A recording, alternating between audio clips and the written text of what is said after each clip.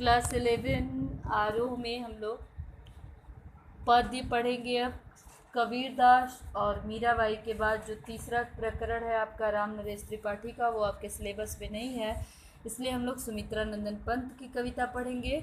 सुमित्रा नंदन पंत के बारे में आप परिचित हैं, इनके बारे में आप जानते हैं। ग्रामश्री कविता इनकी आप पढ़ चुके हैं। तो सुमित्रा नंदन पंत को प्रकृति का सुकुमार कवि बोला जाता है। ये छायावादी काव्यधारा के प्रमुख कवि थे। इनका जन्म 1900 ईस्वी में उत्तरांचल राज्य के अल्मोड़ा जिले के कौशामी नामक गांव में हुआ था। इनके बचपन का नाम गोसाई दत्ता था। ये महात्मा गांधी के असहयोग आंदोलन के प्रभाव में आकर परीक्षा दिए बिना ही पढ़ाई बीच में इन्होंने छोड़ दिया था और स्व अध्याय में लग गए। 1938 में उन्होंने रूपाक्ष नामक पत्रिका निकाली। सन 1950 से 1957 तक वे आकाशवाणी में हिंदी के सलाहकार रहे। पंत जी को सोवियत भूमि का नेहरू पुरस्कार, साहित्य अकादमी पुरस्कार, भारतीय ज्ञानपीठ पुरस्कार एवं पद्म भूषण से सम्मानित किया गया। पंत जी का सन 1977 में निधन हो गया। मतलब पंत जी के बारे में इम्पॉर्टेंट ये है इनके जीवन के बारे में कि ये छायावादी काव्यधारा के कवि थे। इनको प्रकृति का सुकुमार कवि कहा जाता था।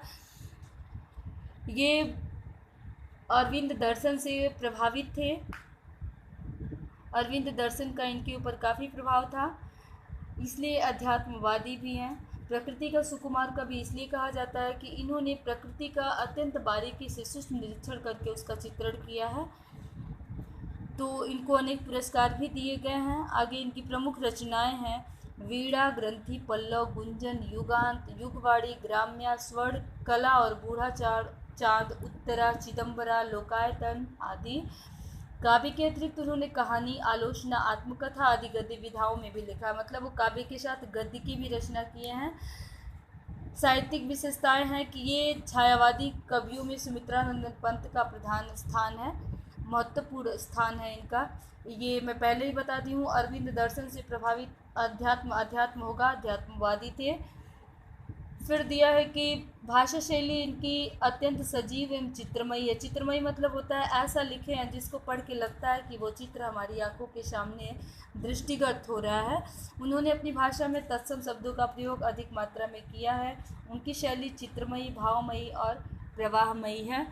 कविता के बारे में आपको संक्षिप्त परिचय दे दे रहे हैं जो आपको पढ़ना है। इनकी कविता का नाम है वे आँखें। वे आँखें कविता में उन्होंने अपने समय के जमींदारों के समय में किसानों की जो दुर्दशा होती थी, जिस प्रकार से उनका शोषण होता था, उस बातों को चित्रण किया है कि एक किसान एक जमींदार के शोषण से किस तरह पूरी ज़िंदगी आतंकित रहता था और साथ में उसे अपने परिवार, अपनी संपत्ति, अपने सब लोगों से हाथ धोना पड़ता था। तो उसको उन्होंने एक किसान के पूरे परिवार की, उसके जीवन की पूरी गाथा को काव्यात्मक रूप में प्रस्तुत किया है। इसको हम लोग कल पढ़ेंगे। आज आप लोग जीवन परिचय लिख लीजिएगा।